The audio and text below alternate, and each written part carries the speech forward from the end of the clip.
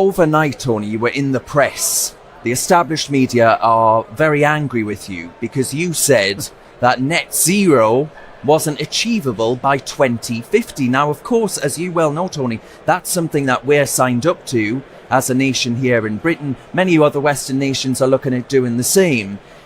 What do you say to those who say, well, hang on a minute, Tony, because if you want to bring on the Greta Thunberg generation, you've got to get on board with this stuff? Well, unfortunately, it's a pretty crazy world that follows a teenager who hasn't spent enough time at school, frankly. I mean, really and truly, if we are going to follow a guru, let's find a better guru than that.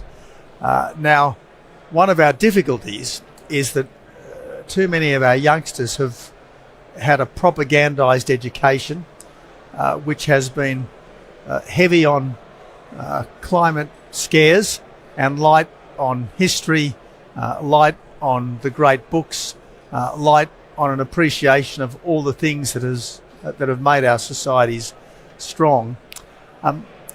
What I said last night was that we cannot achieve net zero without impoverishing our societies. For instance, there's recently been a very thorough study of achieving net zero in Australia, but by very credible people, a team led by our former chief scientist, Robin Batterham, who's actually one of the participants at this conference. And the Batterham team said that achieving net zero would cost us $1.5 trillion in Australia by 2030. Insane. And upwards of $9 trillion by 2050. Now, given that Australia's annual GDP is about $2 trillion, we are going to have to sacrifice 1 year of our total production over the next 7 years just to make the limited progress towards net zero that the government is trying to make in that time.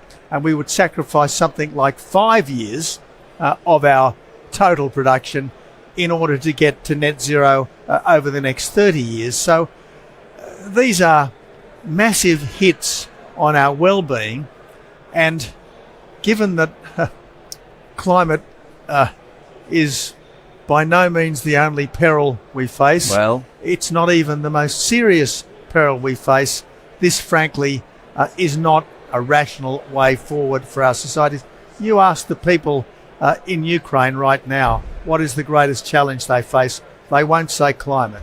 You ask the people in Israel or indeed in Gaza what is the great challenge they face, they're not going to say climate. You ask Taiwan what is the biggest threat it faces, it's not going to say climate. Now, I have to say, one day this whole climate fixation, this whole emissions obsession will be discredited. I just hope we don't have to suffer a great deal before then. I couldn't agree with you more. Have you got what it takes to be a reasoned presenter? Well, send us a short clip of yourself to join@reasoned.uk and we might be seeing you on this very channel very soon indeed.